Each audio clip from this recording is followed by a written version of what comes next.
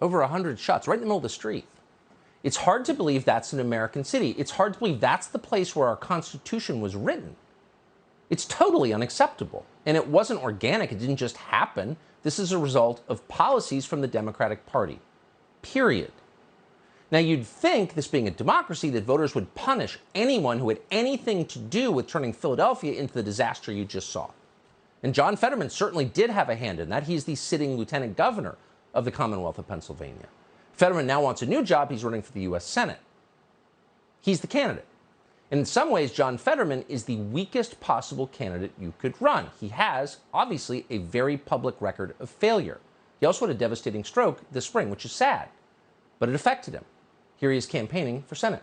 You can count on us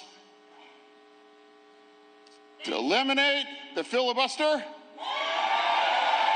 If you come out and step with us, we will be able to stand with you in D.C. And let's get some stuff done for America. I gave away the lieutenant governor in Pennsylvania, the only lieutenant governor in the history to do that. So this guy is everything you'd think wouldn't work. He's radical, for one thing. Let's eliminate the filibuster. Oh, good idea, John Fetterman. He's implicated in the destruction of the state that he's still the lieutenant governor of, and he's obviously impaired. That's not an attack on him. It's just true. Watch him. So you'd think there would be no way a guy like that could win a Senate seat. And here's the sad news. However, John Fetterman is winning overwhelmingly. He currently has a double-digit lead over his Republican opponent, Mehmet Oz, Dr. Oz.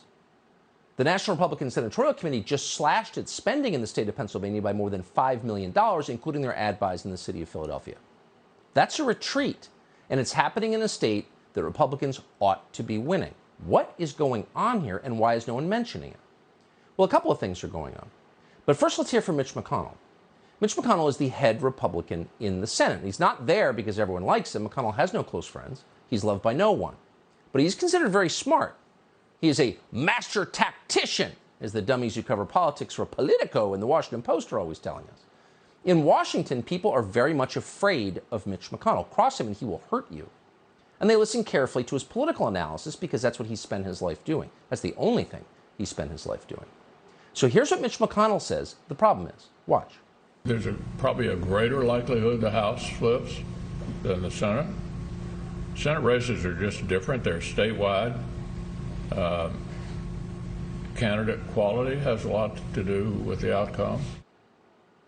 So there's the head Republican in the Senate conceding 3 months out that Republicans are probably not going to retake the Senate.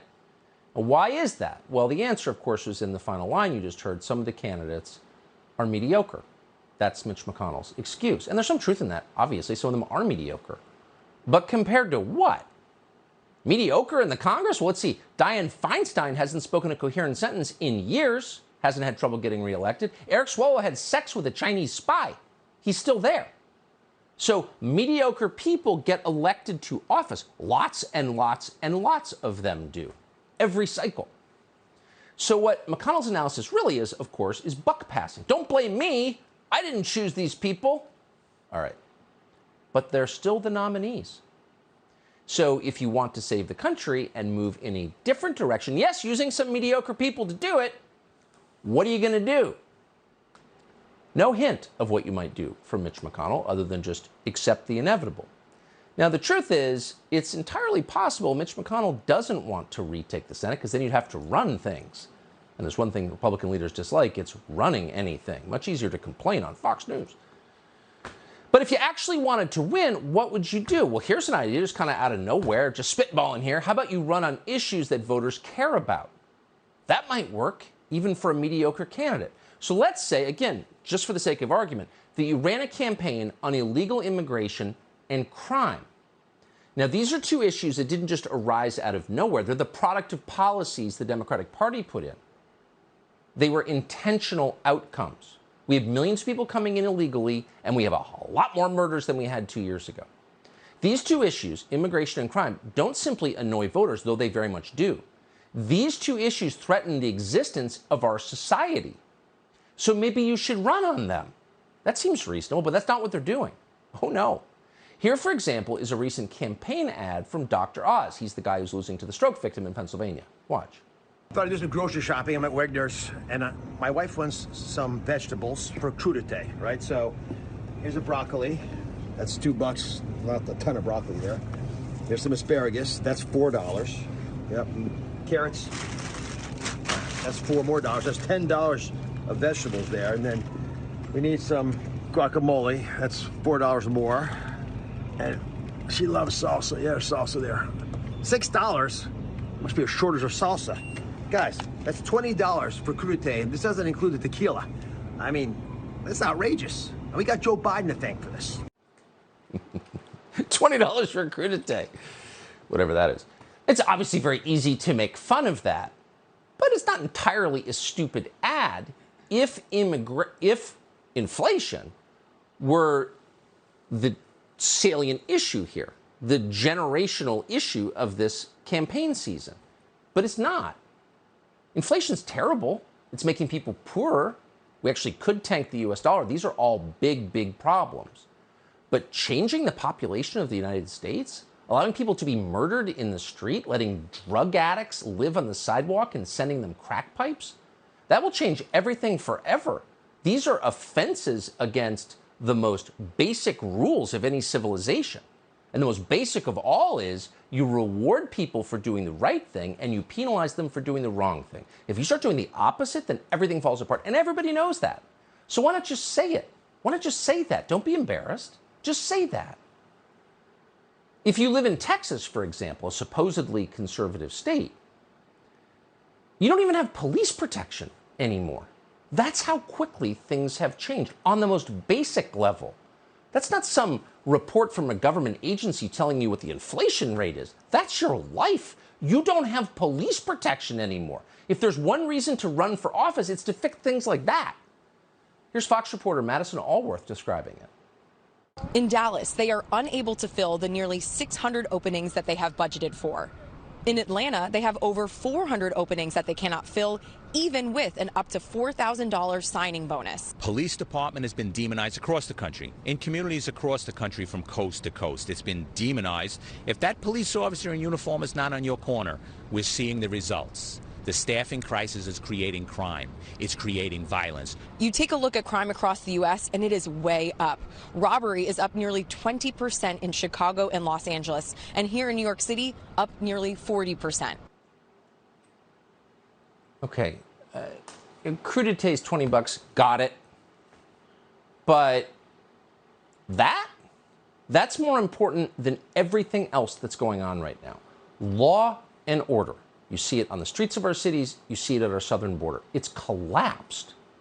So if you're a Republican voter, and not just a Republican voter, any voter, you probably want to know, what is the government going to do about the fact that I can call 911 and no one shows up? What are you going to do about the fact that our border is open to the world and that millions of them have come in illegally? How can you take the country seriously when it doesn't even have a border? And it doesn't. And we know that because on video every single day, people stream in. Fox's Bill Melugin just caught the whole thing once again on camera. Take a look at this video we shot yesterday where we're standing. This is the first time we had ever seen this. The Texas National Guard closed and locked a gate on this property. It's a major crossing area, and they blocked the illegal immigrants from being able to come into this property. It's private property. The owner allows the National Guard and Border Patrol to work here, but you can see illegal immigrants started showing up. They weren't let in. They expected to be let in, and they were surprised they couldn't get in. Here's what happened, though. Take a look at this video. Border Patrol showed up. A supervisor came with a key, opened up that gate, and let all of those illegal immigrants in. Symbolic of the way the state of Texas handles things versus the way the federal government handles things. So if every Republican candidate just repeat after me, law enforcement, law and order is not racist. Law and order is a prerequisite for civilization. And if it goes away, so does the country. You would win the votes not simply of your own voters, but of a lot of other voters and people who've never voted before. And any normal Democrat would agree with that because it's inherently true. but it's the opposite of what we have. When Ann Coulter saw the video we just played, she noted correctly that it's easier to get into this country as an illegal alien than it is to return as an American citizen back into JFK. By the way, the people you saw are the ones who just want to be caught. They're turning themselves in so they can get bused to your town. There are a lot of people who don't want to be caught, and those people are bringing in fentanyl, which is killing thousands of Americans every month.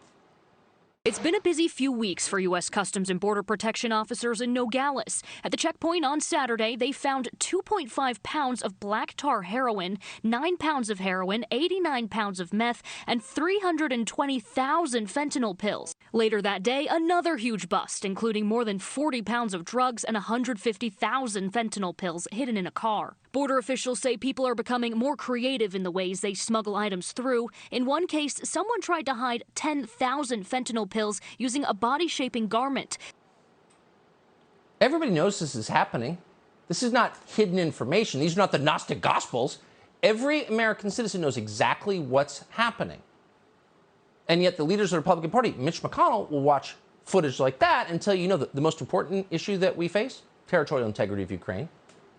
And then in the same breath, will tell you there's nothing the Republican Party can do to avert historic humiliation in the midterm elections. But the truth, as you well know, is that the people who run the Republican Party don't actually want to do anything about it. There are candidates who are talking about this stuff. J.D. Vance in Ohio, Blake Masters in Arizona, Joe Kent in the Pacific Northwest.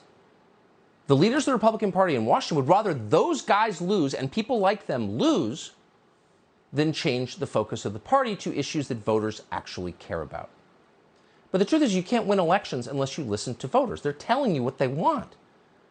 Republicans have less than 3 months to figure this very simple riddle out, or it's going to be an actual disaster.